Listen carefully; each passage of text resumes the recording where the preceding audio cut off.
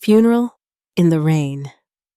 The morning sky was a curtain of gray, heavy with clouds that threatened to burst. By dawn, the rain had begun, a persistent drizzle that washed over the city and settled like a cold shroud over the cemetery. Rows of black umbrellas, speckled with raindrops, dotted the burial ground. Mourners stood clustered in silence, their faces blurred by both the rain and the solemnity of loss. At the center of it all was Lan, her grief raw and almost visible. She watched as the casket of her father, her mentor, her anchor, was lowered into the earth. The priest's words drifted in and out, barely audible over the staccato drumming of rain on taut umbrellas. Beside her stood her elder brother, Min, shoulders squared in a gesture that could be read as strength or stubborn detachment. Next to him, their Aunt Dung, their father's only living sister, maintained a somber expression, her eyes downcast and unreadable. Yet even amid the ritual's formality, Lan couldn't ignore the subtle shifts around her. The warmth she'd expected from her family was conspicuously absent. Min's hand, which used to ruffle her hair, now clutched his umbrella so tightly that his knuckles were white. When she attempted to meet his gaze, he stared through her as if she were a stranger at their father's burial. Dung's hand briefly squeezed Lan's shoulder, a gesture that felt more obligatory than comforting. The moments dragged on. Eulogies were whispered, flowers laid gently on the glossy coffin, each petal beating with water. Lan's mother, Hoa, was distant. She dabbed at her eyes but did not look at Lan once. The rain, relentless, seemed the only thing to embrace her now. As the crowd dispersed, umbrellas folding and shoes squelching in the mud, Lan caught snippets of hushed conversations. Words like inheritance, will, and everything changed so suddenly. She felt an uneasy chill run down her spine, colder than the rain seeping through her coat. Returning to the family car, Lan's attempts to bridge the growing void were met with monosyllabic replies. Min sat in the front seat beside their mother, speaking in low tones that stopped whenever Lan was close. Dung offered her a dry handkerchief, avoiding eye contact. The drive back home was a study in silence, punctuated only by the sound of wheels splitting puddles.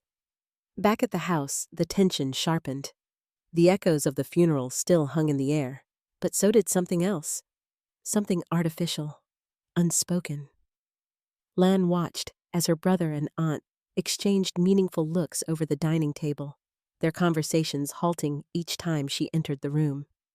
When the family lawyer arrived earlier than expected, carrying a briefcase and a grim expression, a knot formed in Lan's stomach.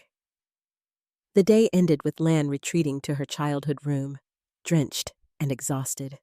She sat by the window, watching streaks of water race each other down the glass. The emptiness inside her was more profound than loss.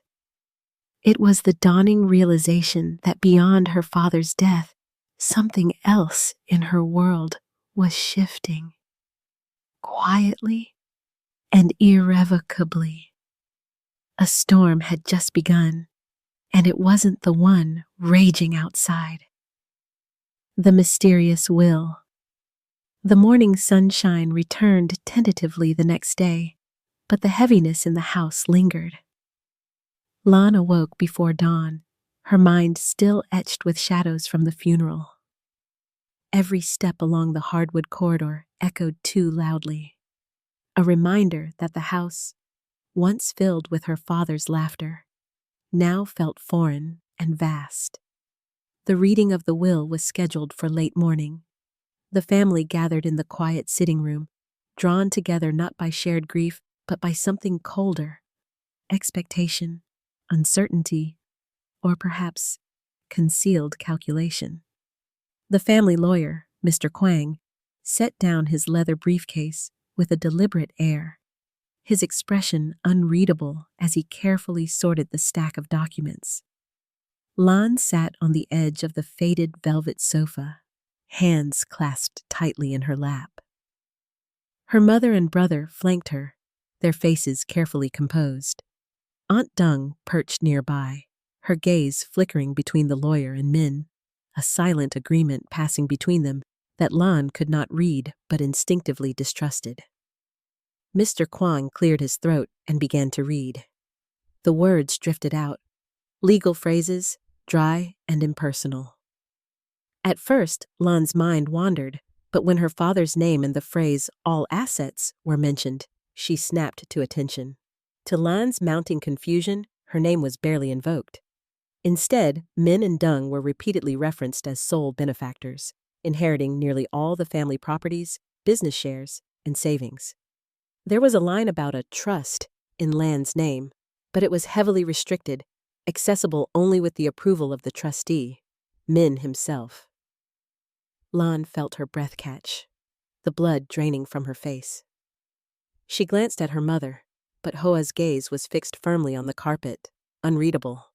Across the table, she caught a fleeting, satisfied smirk on her aunt's lips, gone a second later. When the reading was done, a brittle silence settled over the room. Lan dared herself to ask, I thought my father promised a portion of his company to me. He put it in writing months ago, didn't he?" Mr. Kwang shifted uncomfortably. "This is the will I received from your father's office recently. Everything I have is in these documents." Lan's heart pounded. She remembered distinctly late-night conversations in her father's study when he'd spoken of her future role in the business, his dreams for her independence. There had been documents, discussions, but this will erased all of that as if she'd never existed. After the lawyer departed, new tension seeped into the house. Lan noticed small details she hadn't seen before. The way whispering ceased abruptly when she approached. The way Min seemed to avoid her. Eyes, his usually open demeanor replaced by brisk indifference. Dung, too, now seemed somehow both eager and vigilant, shadowing every conversation related to the estate. Lan began to suspect that there was more beneath the surface than grief. Lost in thought, she scavenged through her father's old files and drawers, searching for any trace of the earlier agreements he'd promised her. Oddly, many documents she recalled were missing. Only scattered notes and business cards remained. Nothing official, nothing with a signature. Her growing suspicion made her ever more vigilant. She started to quietly watch her family's routines. Late at night, she overheard snippets of stained conversation between Min and Dung. Words like finalize and keep quiet, barely audible through the thin walls. Her trust eroded with each new secrecy, and she resolved to find the truth behind this will, whatever it might cost. The seed of doubt, once planted, grew rapidly. For the first time, Lan saw her relatives not just as family, but as people with motives, secrets, and masks, some of which, she now feared, might be directed against her. By the week's end, one thing was clear. Nothing about her father's last wishes, and their abrupt rewriting of everything she'd believed, could be taken at face value. Lan realized she couldn't trust anyone, not even those she once loved most. And as the shadows grew longer each night, she began to plan her next move, to uncover the truth about the mysterious will and reclaim not just her inheritance, but her place in the legacy her father had intended for her. Cast aside, the days that followed the reading of the will unfolded in a haze of tension and quiet humiliation. It was as if Lan's presence in her own home had become an inconvenience, something to be tolerated until it could be removed. The sense of belonging, already fragile, unraveled further. The house, with all its familiar corners and memories, suddenly felt altered, each room shrinking around her as silent judgments accumulated in the air. Min took his new role as master of the household with measured precision. His words, once teasing and affectionate, were now clipped and transactional. He began to make changes, moving their father's belongings from the study, meeting with accountants and business associates behind closed doors, shutting Lan out of conversations she would once have led. Even the house staff shifted their loyalty, taking subtle cues from Min and Dung, becoming more distant with Lan. It was Dung, however, who wielded the most insidious influence. The aunt's presence became constant and intrusive, her opinions whispered behind half-closed doors or delivered openly at the dining table. "It's time you learned how to live independently, Lan," she would say, her voice too sweet to be kind. "You're not a little girl anymore. Your father isn't here to protect you."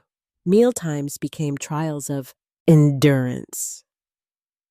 Lan was given the seat farthest from any real conversation, her words either ignored or countered with cool indifference. Any attempt she made to discuss her father's wishes or raise questions about the missing documents was met with exasperation. "You're imagining things," Min would say, his gaze steely. "Why can't you accept reality for once?" Their mother remained silent through these exchanges, eyes cast down, lost in some private sorrow. Or perhaps, Lan feared, lost to the family's shifting alliances. The real blow came late one afternoon when Dung and Min summoned Lan into the study. Min cleared his throat, refusing to meet her eyes. Dung handed her a single sheet of paper, a formal notice, worded coldly. The family had decided that it was in everyone's best interest for Lan to live elsewhere, at least until everything settled. Fatigue and humiliation mingled in Lan's chest, stealing her breath. Dung watched her closely, lips pressed in a thin, unwavering line. "You'll have our support financially for a short time," Min said, a perfunctory assurance that rang hollow. "It's temporary. It will help you adjust. You need to find your own footing now." Lan realized that this was not a discussion, but a decision delivered without room for appeal. She packed her belongings in stunned silence, folding away pieces of her childhood into worn suitcases, old photographs, a faded sweater, a stack of letters tucked between pages of a favorite book. With each item she packed, bitterness set in deeper. The farewell was perfunctory, a brief hug from her mother, who whispered, "Stay strong, darling," her arms already slackening, her eyes averted. Min and Dung barely looked at her as she left the house for what Lan knew might be the last time as a member of the family. Stepping into the drizzle of late afternoon, Lan felt despair claw at her resolve. The neighborhood felt foreign, stripped of comfort and kinship. She walked to a nearby bus stop with no real destination in mind, fighting back tears that threatened to spill. Questions ran endless through her mind. Had her family always been this cold, or had grief warped them into something unfamiliar? How long had her place among them been so precarious? Alone in the anonymous grayness of the city, Lan struggled to process her abrupt exile. It was a pain compounded by betrayal, deepened by the knowledge that even her own mother would not defend her. For the first time, the reality struck. Her family had cast her out not just from a house, but from the world she thought she belonged to. Yet somewhere beneath the ache, something flickered, a stubborn kernel of defiance. If she had lost everything, she would make certain it was not without a fight. Whatever strength remained, whatever dignity she had left, would not be surrendered. The storm was far from over, and even alone, Lan was determined to reclaim her story. A new beginning. In the shadows, Lan's world had shrunk to a single suitcase and a battered navy duffel bag by the time dusk fell on her first night alone. The sidewalk outside the stately family home was slick with rain, mottled under harsh streetlights. The taxi sputtered away, leaving her standing in front of a row of rust-stained, narrow apartment houses whose windows gleamed yellow against the night. Every instinct screamed that she didn't belong here, at least, not yet. But there were no more doors left to knock on, and certainly none to welcome her home. The rented room was cheap, barely big enough for a twin bed, an aluminum desk, and a wobbly wardrobe. The sheets were thin and smelled faintly of lye. The wallpaper peeled in the corners, and from somewhere on the floor below, someone was singing off-key to an old ballad. For the first hour, Lon simply sat on the edge of the bed, hands balled tight in her lap, listening to the unfamiliar sounds of the building and the city outside. She was nobody here, just another tenant behind a locked door, and oddly, that anonymity offered its own sliver of solace. For days, she drifted in a routine of muted survival. She walked the local streets under an oversized raincoat, scavenging for groceries and clutching her wallet tight. She set up a secondhand laptop she'd inherited from college, stealing late-night Wi-Fi from the elevator lobby. There were moments she woke with a start, heart pounding, convinced she was still in her childhood bedroom, that all of it was a fevered dream. The truth arrived each morning with the ache in her chest. Still, something began to shift as the realness of her solitude set in. The numbness receded, replaced by a cold, sharp clarity. Bitterness was a luxury she couldn't afford. There was too much at stake. Not just her inheritance, but the very story of her father's trust and dreams for her. That loss was a wound that refused to heal, but it also became her purpose. She started with the only things she still owned: her father's business cards, an old planner of his she'd managed to save, and a phone laden with half-forgotten contact numbers and voice memos. She spent hours listening to these scraps of her old life, replaying her father's advice about transparency, honesty, the importance of never turning away from what was right. The anger she felt was no longer directionless. It became fuel. One morning, after a breakfast of instant noodles, Lan found herself dialing a number she'd last used months ago.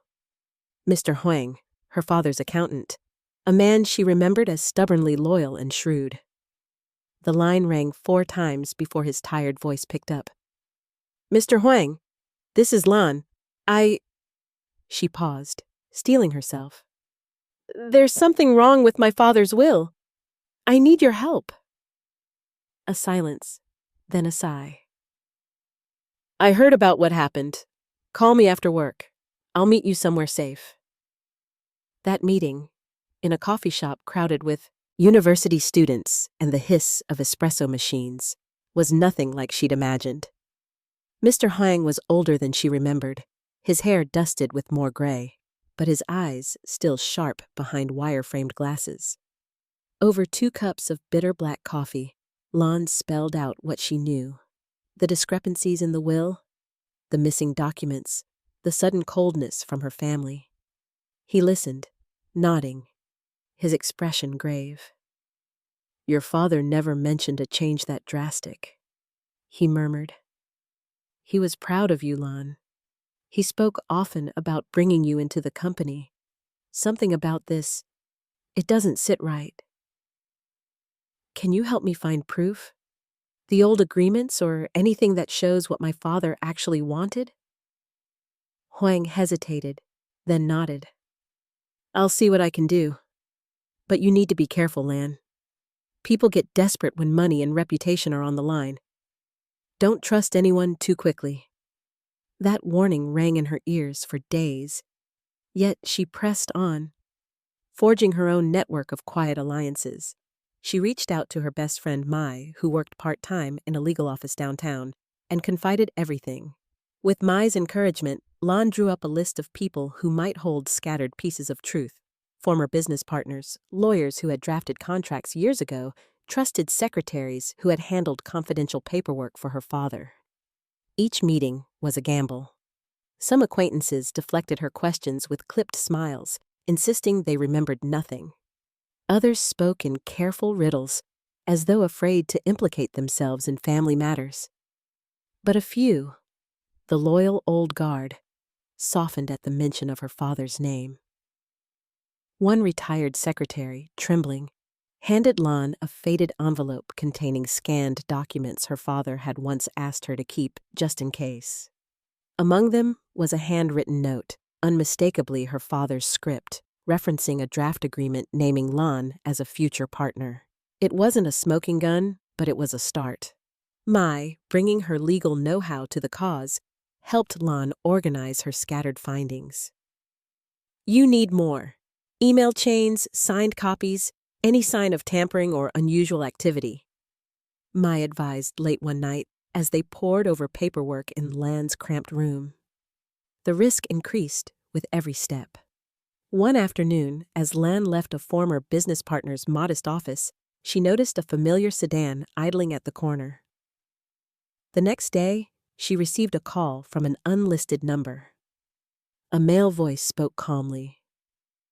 Stop digging into the past, Lan.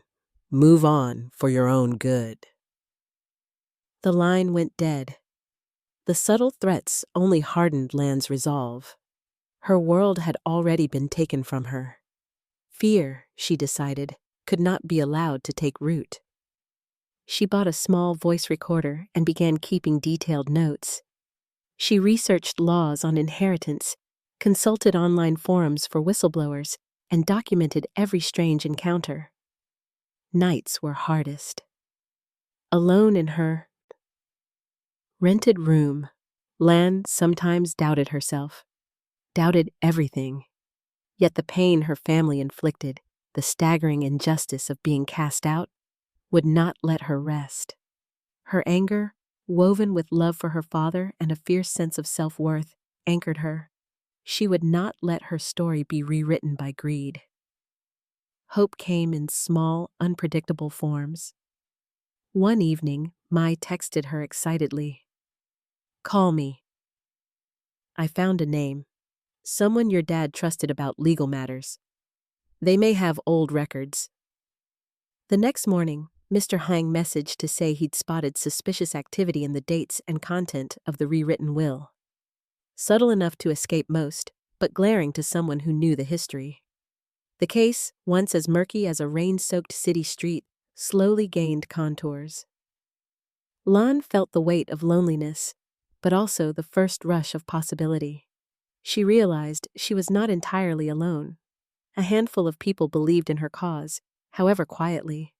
By the end of her first month in exile, Lan had transformed. She was exhausted, anxious, sometimes unbearably homesick, but she was no longer powerless. Instead, she was quietly assembling the arsenal she needed for a war she never asked for, but could not avoid. When she looked in the mirror, it was not the helpless daughter she saw, but a survivor, wounded but undiminished, with a flicker of determination that even her family could not extinguish. The city outside her window was endless, indifferent, and stormy. But inside, Lan was preparing for the fight of her life. She would not let darkness or deceit decide her fate. Against all odds, she was lighting her own way forward, unveiling the veil of deceit. The walls of Lan's modest apartment seemed to pulse with the weight of secrets. Months had passed since her exile. Outside, a continual drizzle warped the city's outline, but within, every hour was measured in small victories and unrelenting tension. By now, gathering proof had become not only a mission, but the backbone of her daily existence, her way to reclaim meaning and fight the encroaching numbness. Each morning began with ritual, poring over old emails, cross-referencing dates, transcribing voice memos she recorded after tense encounters. Every scrap of information mattered. Evidence was always just out of reach. A locked file, an ambiguous text message, an erased name from a payroll ledger. Lan stored her growing collection in a battered folder buried at the bottom of her wardrobe, her heart pounding every time she touched it. She was quietly getting better at playing this dangerous game. The voice recorder was always in her purse, its battery always topped up. She swept her room for bugs after catching sight of an unfamiliar man loitering in the apartment hallway. She changed her walking route home, watching for the same cars or faces. Paranoia and focus became intertwined, indistinguishable from one another. Weeks earlier, she had made a breakthrough. Through Mai's connections, she set up a lunch meeting with Mr. Than, her father's oldest friend, and once the company's head of legal. Than was gaunt now, his suit hanging loose, but his devotion to Lan's father had not faded. Over falling bowls of noodle soup, Lan explained her suspicions. The suspiciously altered will, the missing company agreements, the way her brother and aunt moved in lockstep. Than listened intently, nodding, occasionally scribbling notes on his napkin. He leaned forward, lowering his voice. Back when your father was sick, he handed me copies of every major contract. Out of caution, not paranoia. But a month before he died, your brother requested those papers, claiming it was for tax clarification. I later found out he never gave them back. That isn't just odd. It's deliberate. Lan felt a chill. She realized that duplicity often wore the mask of practicality. Mr. Than promised to check his archives for any digital backups, suggesting some of the legal templates might remain on forgotten hard drives. Emboldened, Lan braved direct confrontation. She called her aunt one afternoon, feigning confusion and regret, and asked if she might visit for closure. Dung, always the tactician, sensed an ulterior motive yet relented with artificial warmth. The reunion was stiff, their conversation a minefield of coded words and veiled threats. During a staged bathroom break, Lan tiptoed to the study and quietly slipped her phone under the desk, camera blinking red. She captured 7 minutes of blurry video. Aunt Dung and Min whispering about signing the rest of the shares and ensuring that girl would accept reality soon enough. It wasn't definitive proof, but it was damning context. The tone, the anxiety, hidden beneath layers of polite resentment. Lan returned to her apartment shaken, overwhelmed by guilt and adrenaline. Her pursuit of the truth felt increasingly like trespassing, but the alternative, living with injustice, was unthinkable. Her nights were filled with anxious dreams. Sometimes, she was back in her childhood bedroom, rain on the windows, her father's voice calling from somewhere she couldn't reach. Sometimes, she stood outside her old home, an invisible barrier keeping her from stepping through the door. When she awoke, her anger was sharper, driving her to action once more. Mai became more than a confidant. She was now her co-conspirator. Together, they mapped the timeline of the supposed will, comparing emails, notary stamps, and alleged meetings with official business records.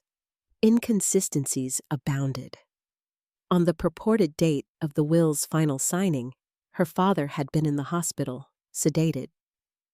There were discrepancies in the signatures, slight enough to fool the casual observer, but glaring to anyone familiar with her father's neat, looping handwriting. Mai arranged for a discreet forensic analysis. At the same time, Lan sought allies from within the company. She arranged private coffee chats with former employees, some loyal, some simply curious about the commotion. One, a senior administrator named Ms. Huang, offered a crucial recollection. I remember your father making updates to the partnership agreement about a year before he died. He said it was for your sake. And then, one morning, everything changed. We were told to destroy all drafts not officially filed. Who told you that? Lan pressed. Your aunt. It was all handled quietly, late after hours. This revelation was another piece of the puzzle. Over the next weeks, evidence trickled in. Digital files salvaged from hard drives, testimony from staff members, and most valuable of all, the results of the handwriting analysis. The signature on the new will was forged. Pressure mounted as Lan's investigation approached its tipping point. She began receiving anonymous texts. "Let the dead rest. Nothing good comes from digging up the past." Once, she arrived home to find her door ajar, though nothing seemed stolen. Fear prickled beneath her skin, but she refused to blink first. Eventually, Lan had enough to confront her brother. She waited until dusk, when the office building was empty, and slipped inside, her steps echoing on marble floors. Min was surprised to see her rage, pain, and resolve all etched on her face. "We need to talk," Lan said. Min rolled his eyes, but she pressed on. "You betrayed everything Father stood for." "I know what you did. I have evidence, enough for court." "Why, Min? Was I really such a threat?" For a moment, Min's mask slipped. Anger, guilt, and something close to pity flickered across his features. "You were always his favorite, always the one who never listened. Now look at you, alone, sniffing around for scraps. Why not accept what you can't change?" Lan shook her head. "I won't accept a lie for my life's story." The exchange resounded through her in the hours that followed. Within Lan's ache was the grim satisfaction of truth's first victory. Her battle was no longer theoretical. The lines had been drawn. She digitized her evidence, encrypted cloud backups, and handed the originals to Mai for safekeeping. By the end of the week, the word spread quietly through the extended family. A lawsuit was coming, and Lan was behind it. The house of cards her brother and aunt had so carefully built was beginning to tremble. Some relatives began to distance themselves from Min and Dung, unsure which way the wind would blow. Others whispered support for Lan in private, unwilling to challenge the order openly.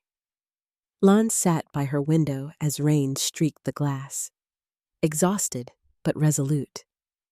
The veil had begun to lift, exposing the rot beneath. For the first time since everything was stolen from her, she sensed the odds shifting. Still daunting, but not impossible.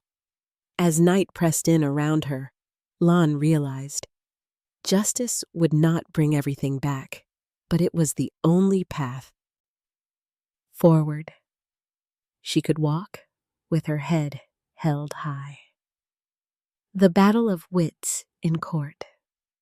The courthouse rose gray and unyielding against the wet city sky, rain streaking its stone face and gathering in shallow pools at the steps.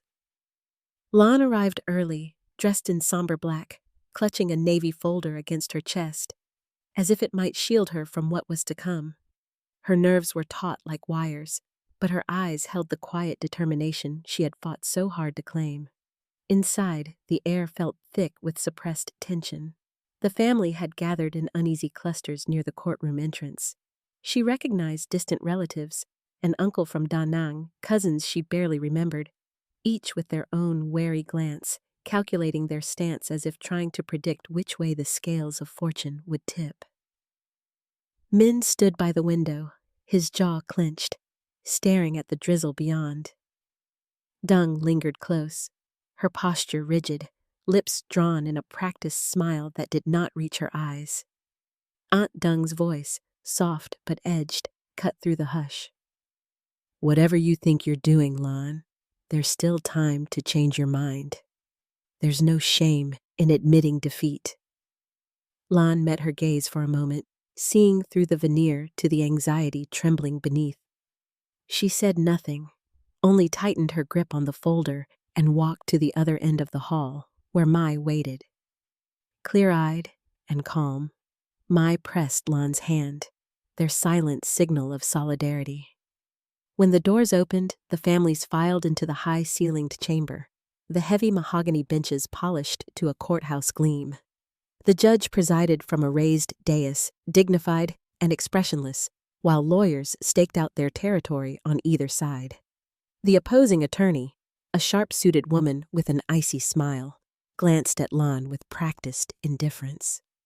The proceedings began with formalities, the drone of legal language echoing from the wood-paneled walls. Lon inhaled deeply, pushing emotion aside and calling forth every scrap of composure she possessed. She had rehearsed this battle in her mind 1,000 times, but reality was so much more daunting. The gravity, the protocols, the eyes upon her, hungry for spectacle, for downfall, for confirmation that she was in over her head. Min and Dung's legal team opened with a confident recitation of the official will, painting Lan's resistance as petulant and disruptive. "My clients have only ever acted in the best interests of the family and the business," the lawyer intoned, while Ms. Lan, despite her father's generosity, refuses to accept his clear wishes. Every word was meant to isolate her, to frame her as the unreasonable outcast. But when it was Lan's turn, supported by Mai and her own counsel, a thoughtful old man named Mr. Vu, she found her voice, clear though trembling. "My father did not intend for his legacy to pit us against one another," Lan began. "He taught me to value integrity above all else. I have reason to believe the will that was acted upon is not an accurate reflection of his final intentions." She presented her evidence systematically, discrepancies in signatures, the timeline that placed her father sedated in hospital on days he was said to be executing documents, records of calls made by Min to lawyers and witnesses. Mai handed the judge each marked exhibit, her careful notes and cross-references laid out in color-coded tabs. The courtroom listened, as much to the details as to the steadiness in Lan's voice. On the second day, witnesses were called. Mr. Than, once head legal counsel, entered the witness box, his thin frame hunched beneath his suit. When questioned, he spoke with grave honesty about the missing agreements, the unusual rush for tax documents, and the requests by Min to return every copy before the funeral. The defense quickened, trying to shake his testimony. "Isn't it possible you simply forgot to process the correct paperwork?" their lawyer asked. "Mistakes happen when emotions run high. Perhaps you're misremembering." Mr. Than fidgeted, but his voice, though soft, was certain. "I kept records. I do not misremember the intent." From the side benches, Lan could feel the atmosphere shifting. Her relatives, some of whom had once comforted her at family gatherings, now looked at her with a mixture of pity, uncertainty, and from some, hardening envy. Divisions showed sharply. One uncle whispered encouragement as she passed, but an older aunt averted her gaze, choosing the safest side. As the trial pressed on, more details emerged in Lan's favor. Handwriting experts took the witness stand, explaining the subtle discrepancies, a forged loop here, an uncharacteristic flourish there. Digital evidence, recovered and decrypted with Mr. Huang's help, suggested unauthorized file tampering after her father's final hospitalization. It all painted a portrait of careful, cold calculation. But victories did not come without pain. Under cross-examination, the defense grilled Lan relentlessly. "Isn't it convenient that evidence surfaces only after you are excluded from the will? Are you certain you're not acting out of bitterness or spite?" Her hands trembled on the stand, but she held her ground. "I admit my pain," she replied. "But pain is not evidence. I ask only that the truth be seen for what it is. That is my father's legacy." The judge watched each exchange with a discerning gaze. Legal arguments volleyed back and forth, protocols enforced with gravitas. Outside the courthouse, rumors swirled through the local press, painting Lan alternately as a tragic heroine or a vengeful daughter, each narrative missing the complexity of the truth. On the final day, closing arguments echoed through the quiet courtroom. The defense insisted on the orderliness of the documents, the necessity of moving forward, the dangers of dwelling on the past. Lan's team, Simitan, contrast, appealed to justice, not only by the letter of the law, but by the spirit of family and trust that her father had believed in. I do not seek victory for myself, Lan concluded in her final statement, but for the truth, and if I must stand alone for that, I will. The judge called for a recess, the air dense with expectation. Whispers broke out as the families filed out of the room. Some congratulated Dung, others offered Lan tight, hopeful nods. Min kept to himself, white-knuckled and pale, his bravado crumbling in the hush. When the verdict was finally delivered, the judge's words were measured and clear. There is compelling evidence of document tampering and irregularities in execution. The court finds in favor of Ms. Lan under the doctrine of preserving testamentary intent and good faith. For a moment, Lan barely breathed. She looked at Mai, who beamed, tears in her eyes. Around them, relatives murmured in shock or celebration. Dung and Min were silent, stone-faced, defeated, their fortunes and reputations exposed in the bright light of the law. But victory was not uncomplicated.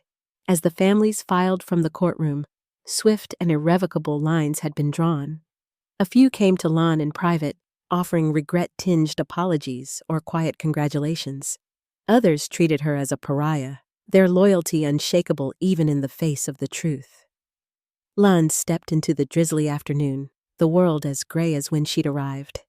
She was changed, triumphant, but heartsore.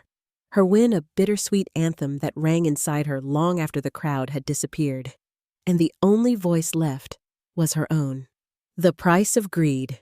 In the weeks that trailed the courtroom verdict, the mansion, once a monument to unity and tradition, became a shell haunted by the fallout of exposed betrayal. If Lan had once believed that victory would bring closure, she quickly discovered that the ruins left behind spoke louder than any gavel's strike. Justice, it seemed, was a razor that not only separated right from wrong, but could sever the most deeply rooted bonds. News traveled swiftly, from relatives to business circles, alumni clubs to social gatherings. Whispers of Min and Aunt Dung's deceit rippled outward, eroding their reputations in places where, just a year before, their word had been gospel. Lan watched from the periphery as the shockwaves hit her family. For years, they had presented a united front to the world. Now suspicion and self-justification shattered that mask. Min retreated into isolation, his days now reduced to perfunctory meetings with the company's new managers and tense conversations with legal advisors. Colleagues who once greeted him with deference now exchanged cautious glances and distant nods. Even the staff, sensing the shifting balance of power, kept their heads down and their loyalties hidden.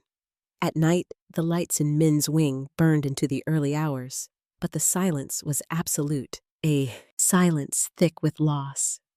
Aunt Dung fared little better. She clung to the last vestiges of control, attempting to sway extended family members with tales of misunderstanding and injustice. But the narrative had already turned against her. Friends who used to fill her parlor now found polite excuses not to visit. Her phone, once a conduit for daily affirmations and society invitations, buzzed less and less. The loneliness was unfamiliar and biting. Dung, whose entire life had been built on the currency of connections, now found herself bankrupt. There was no comfort for Lan in watching her adversaries crumble. Rather, a sense of hollow vindication settled in her chest.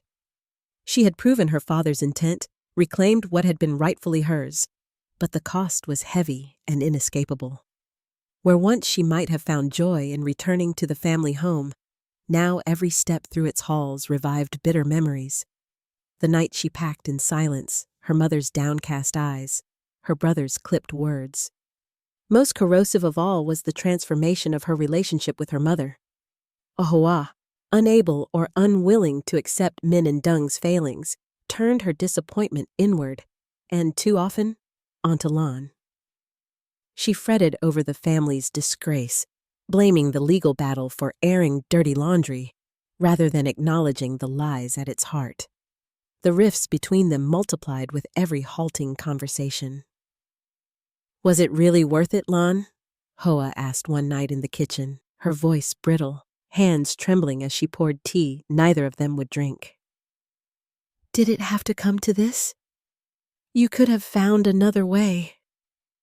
Lon stared at her, pain and fatigue etched deep.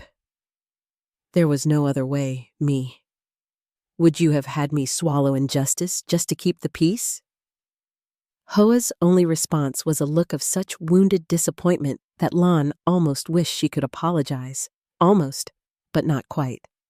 Meanwhile, the wider family gathered like vultures and supplicants, whispering behind closed doors about who would fall next, who might salvage their stake. Old friends called to offer shallow sympathies peppered with self-preservation. "We always knew you were the honest one," they said with careful smiles, as if their sudden loyalty might erase months of silence. The company, too, bore scars from the public scandal. Some long-term associates resigned in protest or in shame. Others stayed, attempting to navigate the uncertainty with stoic professionalism. Customers and competitors watched closely. The market responded with a flurry of rumors and speculation. Lan found herself spending hours in the boardroom and the archives, working twice as hard to reassure employees and partners that the family business, her father's legacy, would survive. But perhaps the most profound cost was borne in the private moments. Lan's quiet reflection, Min's haunted solitude, Dung's fruitless pleading to the old guard, and their mother's empty gaze. The mansion, though now rightfully hers, had become almost unbearable to inhabit. Every familiar object, the painting in the entry hall, the porcelain teapot, the grandfather clock, was tinged with the echo of what was lost. One afternoon, as rain tapped the library windows, Lan summoned the remaining household staff. She thanked those who had served faithfully and offered severance to those wishing to leave.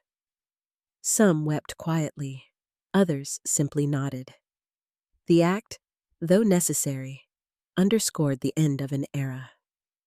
Later, with trembling hands, Lan unlocked her father's study for the first time since the trial.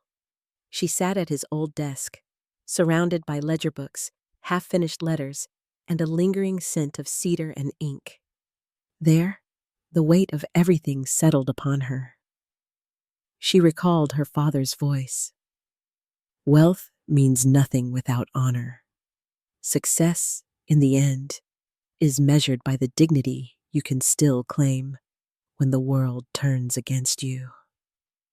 Lan wept, quiet and convulsive, tears for what she had won, for what had been stolen from her, and for a family that had wounded itself more deeply out of greed than any outside enemy could. Yet, in those silent minutes, something like resolve began to root itself in the place where grief had resided. The inheritance, she now understood, was both a blessing and a wound. Her victory had not restored what she had lost, and no amount of money, property, or recognition could repair the damage done by betrayal. Still, there was a lesson. The true cost of greed was not merely public disgrace or lost opportunity, but the hollowing of the spirit and the emptiness left where trust, love, and kinship should have been. Lan decided then that her stewardship of the family's name and fortune would not repeat the failures of those who had come before. She would act with transparency, offering what comfort she could to those still willing to build something honest with her. She would remember her father's example, not as an ideal too pure to reach, but as a challenge, one to answer with decency, even as she walked through the ruins of what greed had destroyed. Outside, the storm finally abated, and a pale shaft of light drifted through the study window. Lon watched it illuminate the dust in the air, a sign, perhaps, that even after all that was lost, a new beginning was still possible. Alone, among family. The verdict had long since faded from the headlines, but a heavier, more insidious silence settled over Lan's world. She lived once again in the mansion that she had fought so hard to reclaim. Yet walking its halls, Lan often felt more a stranger now than she had in her rented room, with peeling wallpaper and second-hand sheets. The home was hers in legal fact, but the soul of it, a sense of kinship, laughter, shared burdens, seemed irretrievably lost. Family dinners, when they occurred, became awkward, perfunctory affairs. Her mother, Hoa, would sometimes take the head of the table, eyes focused on the bowl in front of her, stirring broth without eating. Across from her, Lan would try to offer the smallest, most neutral topics: weather, the old garden, a neighbor's new child. But conversation never found its rhythm. The words they exchanged felt brittle, measured, each avoiding the landmines buried by months of family strife.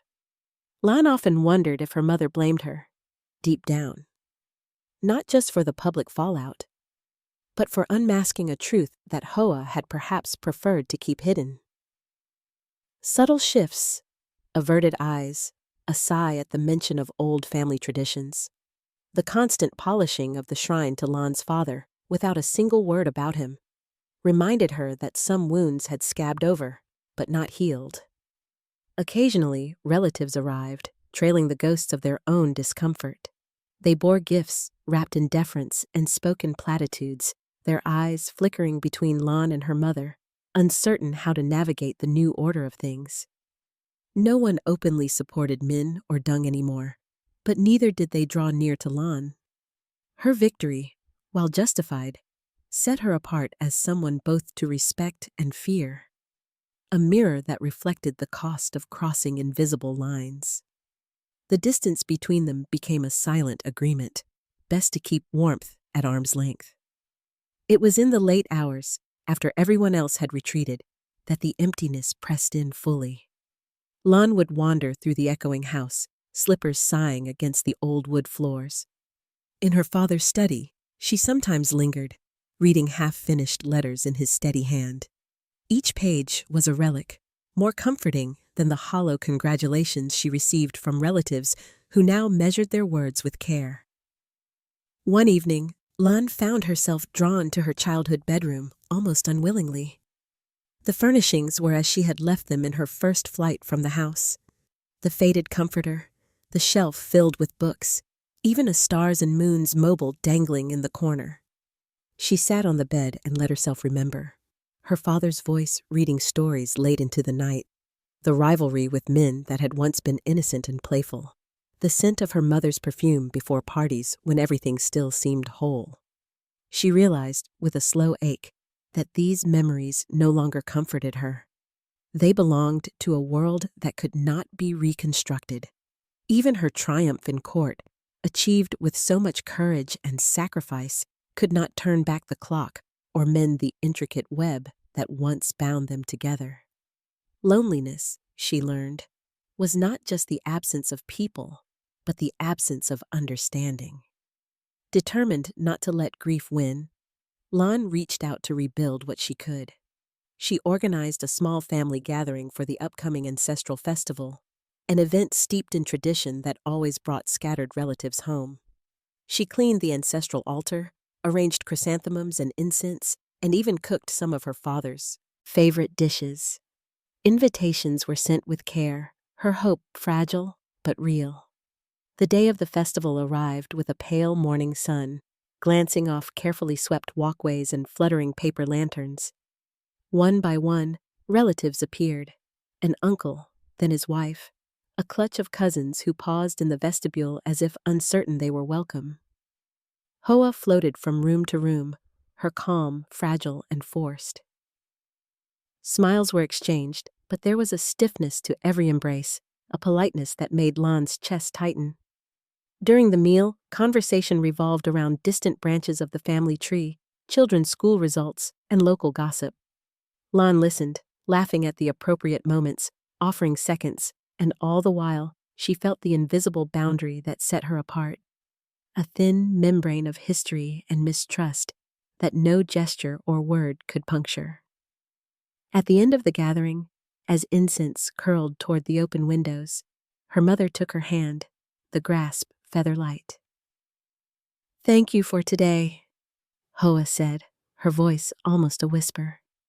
In her eyes, for a brief, dazzling second, Lan glimpsed the tentative warmth of the past, the same gentleness that once sang her to sleep. But then the moment slipped away, replaced by weariness, and her mother retreated, leaving Lan's hand colder than before. Later that night, Lan sat on the veranda, listening to the wind sigh through bamboo. She felt both pride and pain. The festival had proceeded without open conflict, but she knew nothing essential had changed. She thought again of Min, now living out his days in a small city apartment. Occasionally, he sent an email, a request for a document, a birthday wish for their mother. Each exchange was brief, businesslike, a far cry from the wild, competitive sibling she had once adored. She considered reaching out, inviting him to tea or a walk, but instinct told her the wound was still too raw. The price of betrayal could not be undone by nostalgia alone. Her own friends, the few she allowed close, urged her to move forward, to travel, to take up hobbies abandoned during the trial, to meet new people, to find joy outside her family legacy. Lan tried, enrolling in a pottery class, volunteering at a youth center, but always she carried the twin weights of grief and responsibility. She discovered that forging a new identity would take time, and that the kind of happiness built from ashes demanded patience. Yet she was determined. Loneliness was no longer an enemy to be feared, but a truth to be faced with dignity. She pledged to protect what remained of her family, even if it was only the echo of love and not the thing itself. She would continue to honor her father's teachings, even if her mother could not forgive, even if Min remained a ghost. And so, night after night, Lan wove her new life from the remnants of the old, quietly, steadfastly, her heart scarred but resolute. In the stillness, with the moon peering in through the ancient window of her childhood room, she whispered a promise to herself, that she would not let the pain of solitude close her to the world. Even alone among family, she would persist, carrying memory and hope toward a future of her own making, justice or vengeance. The weeks after the ancestral festival passed quietly, yet inside Lan, a storm was gathering strength. The finality of the court's verdict had faded into the background hum of daily life, but its consequences echoed relentlessly in Lan's mind. Now that the dust had settled and the truth was irreversibly exposed, she found herself circling the same uneasy questions. Had she truly pursued justice, or simply satisfied her own wound for vengeance?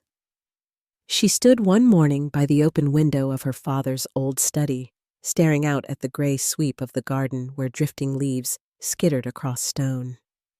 The sky promised rain, and the air felt heavy with memory.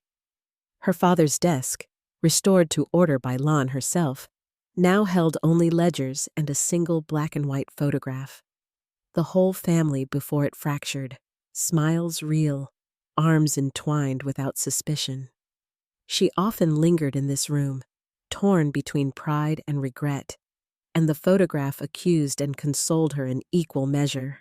Her victory, once so unequivocal in the courtroom, had left a legacy of silence and distance. Her mother remained cold and self-contained, drifting through the mansion with the air of a ghost. Min dispatched only the emails necessary for company business. Dung had faded almost entirely from family life, her pleas for understanding replaced by quiet withdrawal. Even the mansion itself seemed quieter, its shadows longer, its laughter gone. The emptiness unsettled Lon. Some mornings, she wandered the house, touching doorknobs and picture frames, daring herself to remember what hope had felt like before betrayal. The world, sensing her isolation, responded with thinly veiled curiosity. Distant relatives and old friends sometimes called to check in, but their questions always circled the same point. Now that you've won, what will you do? You must feel vindicated, right? The subtext, the suspicion that her crusade had been about self-interest, not justice, seeped through their words. Was it true?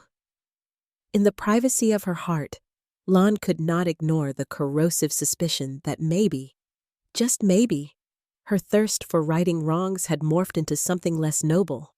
She remembered the day she'd stormed into Min's office, voice shaking, brandishing evidence like a sword.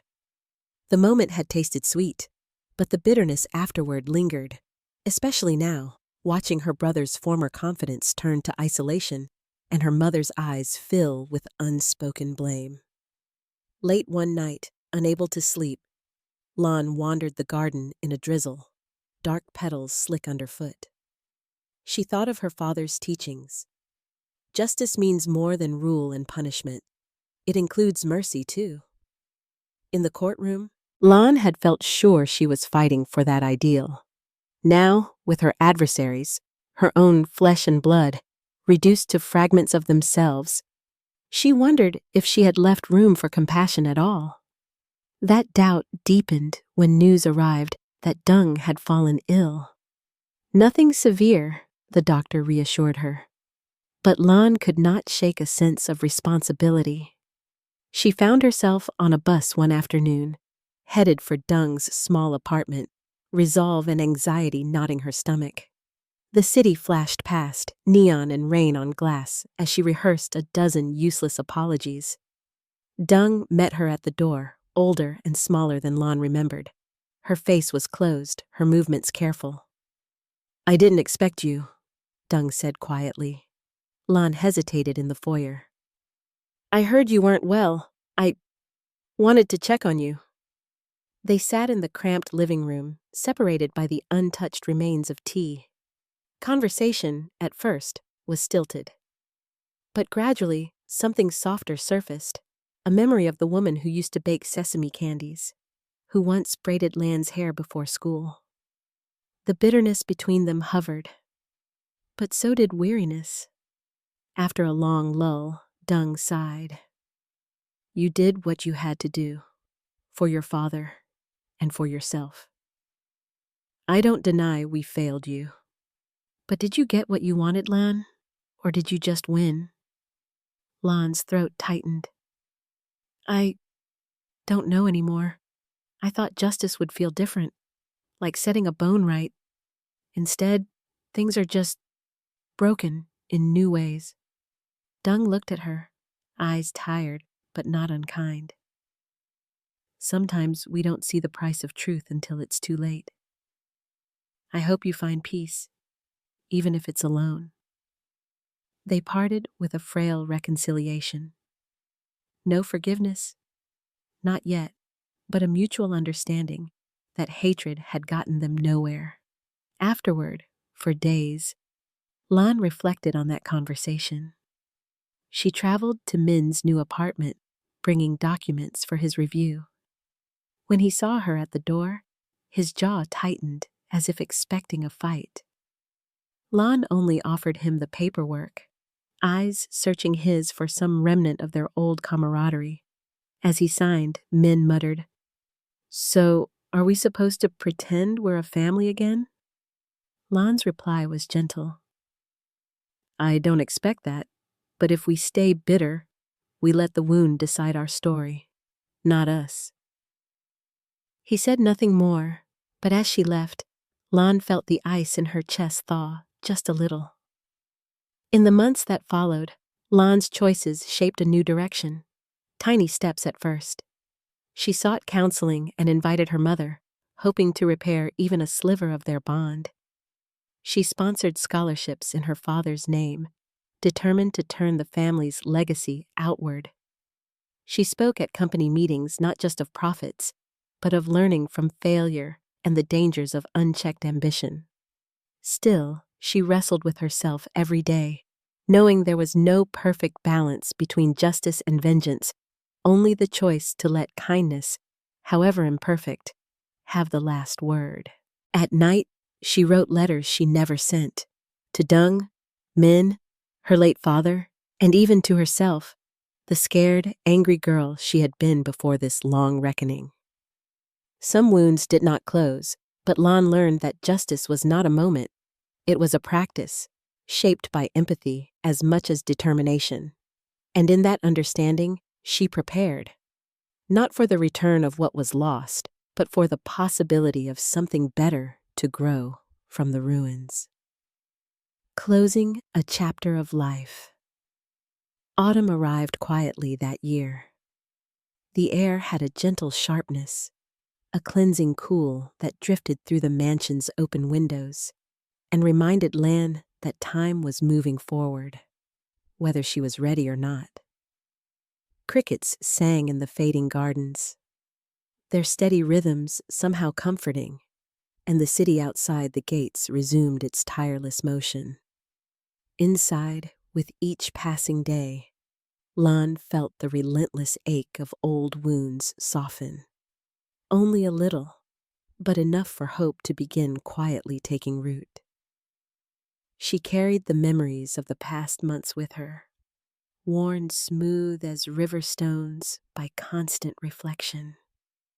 In the stillness of dawn, Lan sometimes wandered the halls, fingers brushing the intricate woodwork of doors and the drift of dust atop rarely opened cabinets.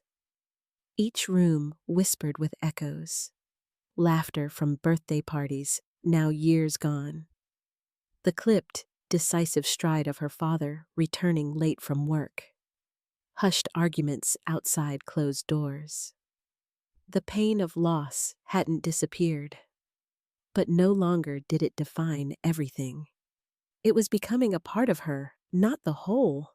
The business demanded more of Lan than ever before. After the turbulence of the scandal and the trial, rumors had settled, but only barely. There were still uncertain glances in boardroom meetings, still employees wary of change, still clients privately weighing her every decision. Lan responded with the only thing she knew would last: transparency and hard work.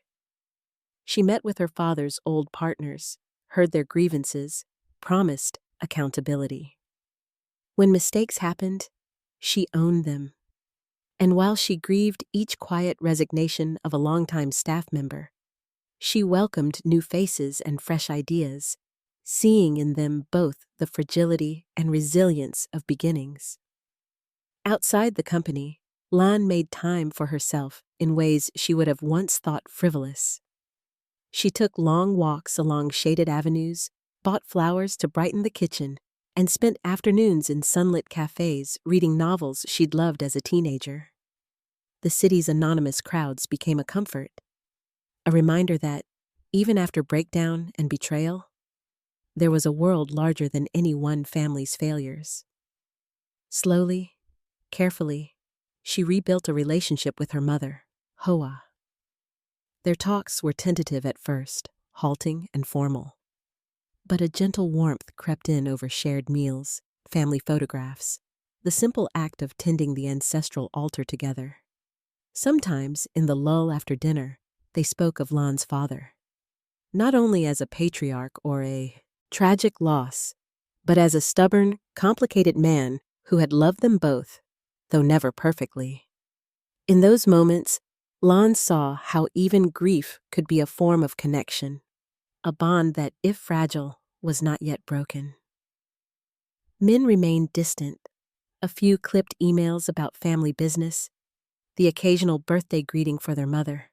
Lan did not push him. She sensed he needed space to transform his own regrets and anger, just as she had. Aunt Dung, ever proud, sent nothing but a brief thank you note acknowledging a holiday gift. Her letters wrapped in politeness like armor. Lan accepted this too. Reconciliation, she realized, could not be forced. Sometimes, living with dignity simply meant leaving the door open. One golden afternoon, with sunlight splashing through the kitchen windows, Lund stumbled upon a locked box in her father's study. She recognized it instantly, an heirloom, battered by time, etched with her family crest, and lined inside with yellowed velvet. Her hands trembled slightly as she opened it. Within lay a bundle of old letters, her father's handwriting looping confidently across the pages. There were notes of business, affectionate scoldings, unfinished drafts of advice for her future. Reading them, Lon felt the last vestiges of resentment give way to gratitude. Her father was gone, but he had wished for her a life guided not by bitterness, but by purpose. That evening, Lon sat in the garden and watched the day fade. She took out a notebook, one she had not dared to open in months, and began to write, not a record of grievances or accounts owed, but a promise to herself. To move forward with kindness, even in loneliness. To make space for both sorrow and joy. To bear the family legacy gently, as a lesson more than a burden. She resolved to create something positive with her fortune. It began quietly, a scholarship for underprivileged students in her father's name, sponsorship of a city art program, regular visits to a local youth shelter. Lon discovered that giving, though it could not erase her pain, helped transform it, making room for hope to grow in new places. The house, once so empty, slowly filled again, not with the noisy chaos of her childhood, but with deliberate pockets of warmth. Old servants occasionally dropped by to visit and share tea. Friends from her university days offered invitations to dinner, conversations that touched upon everything except the family scandal. Lon hosted a small dinner party, her first in years, and as laughter echoed around the table, she marveled at how unexpected happiness could feel. There were setbacks, moments of bitterness or regret when loneliness returned unbidden. Some nights, after all the lights had been extinguished, Lon wandered the silent halls and grieved for what could never be restored. Yet she always returned to those letters, to the lessons engraved by loss. She had learned to let go, not of memory nor responsibility, but of the dream that everything, broken, could be made whole again. Lan came to see that an inheritance was never just land or money or a name in some ledger. The true inheritance was memory and the courage to build something new with it. She was not the girl who had once waited helplessly beneath the weight of others' secrets. She was her own woman now, carrying both wound and wisdom forward. As the first autumn rain began to fall, Lon stood at the open window and breathed in the sharp, clean air. For the first time in a long while, she felt the fullness of possibility. Not the naive optimism of youth, nor the reckless certainty of the wronged, but the quiet, sincere hope of someone who has seen destruction and chosen, nonetheless, to create. With the chapter closed, a new one waited. Lon did not know what it would hold. Some new love, forgiveness, the rebuilding of old bridges, or maybe simply the quiet blessing of peace. Whatever the future brought, it would be her own story, shaped by her own hand and lived without fear. And beneath the ever-turning seasons, even the old wounds began to heal. Not erased, not forgotten, but woven into the tapestry of a life reclaimed at last.